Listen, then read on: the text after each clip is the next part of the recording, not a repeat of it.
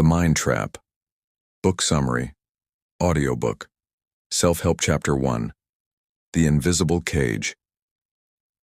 For 32 years, Daniel lived a perfectly ordinary life. Same job, same routines, same doubts that whispered late at night. He was successful by most standards. A good income, a decent apartment, and polite laughter at office parties. But something never felt quite right. One afternoon, while walking home, he stumbled across an old psychology journal in a thrift store. A highlighted line on the cover page caught his eye. "The most dangerous prison is the one you don't know you're in." That quote unraveled everything. Daniel realized he wasn't living. He was surviving within a mental cage made from years of limiting beliefs, social conditioning, and silent fear. The mind trap had begun early, in school, in family traditions, in unspoken rules. This chapter explored how thousands like Daniel walk through life with invisible chains, obeying unwritten scripts. These mental traps shape behavior, prevent growth, and steal decades without us noticing. But to escape, awareness must come first. Chapter 2. The Rules You Never Questioned. The mind trap strengthens through silent rules we never think to challenge. Don't speak too loudly, don't dream too big, don't take risks, stay comfortable. In 2007, researchers in Norway conducted an unusual experiment. They placed trained elephants in a wide open space with no fences, but each elephant stayed within an invisible boundary. Why? Because they had once been chained. The memory of restraint was stronger than reality. Humans work the same way. We inherit invisible boundaries from society, culture, and past pain. The rules we follow were never written by us, yet they govern our thoughts. Many people live lives they didn't choose, jobs they don't like, and relationships that numb their spirit.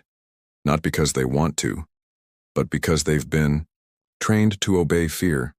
Daniel began to test one rule a day. Speak honestly. Say no without guilt. Ask, "What if I'm wrong?" The more rules he broke, the more real freedom he felt. The mind began to unlock. Chapter 3. The Comfort. Illusion. Comfort is the softest trap of all. It looks harmless, even good. A warm bed, a steady income, a familiar routine. But underneath, it breeds stagnation. Daniel once thought he was content. But contentment isn't always happiness. Sometimes it's fear dressed up in comfort. Studies show the brain resists change because it perceives discomfort as danger. But every growth story begins with discomfort. Muscles tear to grow, stronger. Confidence rises only after rejection. No one builds resilience in a straight line. Daniel made a simple rule. Do one thing every day that scares you, not wildly, but slightly. Call a stranger. Apply to a job out of reach. Wake up an hour earlier. These small disruptions shattered the illusion of safety. Over time, the mind adapted. What was once terrifying became normal. The trap of comfort began to fade. Chapter 4. The Silent Saboteur. Even as Daniel grew stronger, a quiet voice remained. You're not enough. It didn't shout. It whispered, but it was constant. Self-doubt is the mind's most subtle weapon. You can't fight what you don't notice. The fourth trap of the mind is internal resistance, a voice that doubts your worth, questions your ability, and reminds you of every past failure. It's not your voice. It's an echo of past rejection, childhood wounds, and societal judgment. Daniel began to journal every doubt he had for 30 days. Then he questioned each one. Is this true? Where did I learn this?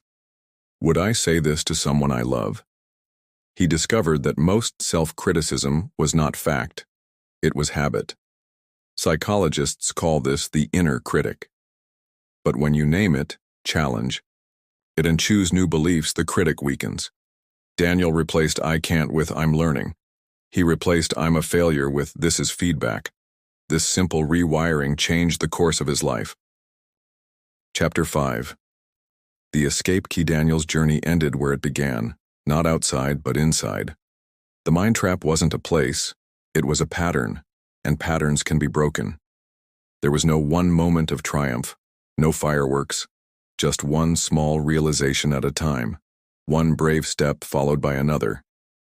He didn't become someone new. He became who he had always been under the layers. Freedom didn't mean quitting everything or moving to a mountain. It meant choosing thoughts, actions, and beliefs that served growth instead of fear.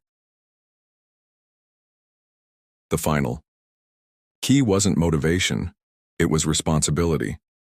Daniel stopped blaming society, his parents, the economy.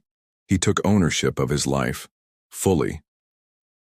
That decision shattered the trap completely. Today, Daniel teaches others to recognize their own cages, not by preaching but by sharing his silent rebellion. His story isn't rare, it's just rarely told. Conclusion, the real takeaway, the mind trap is real, but it's also optional. This book is not about magical thinking, it's about practical awareness. Question your patterns, break your routines, challenge the silent rules, because once you see the trap, you hold the key.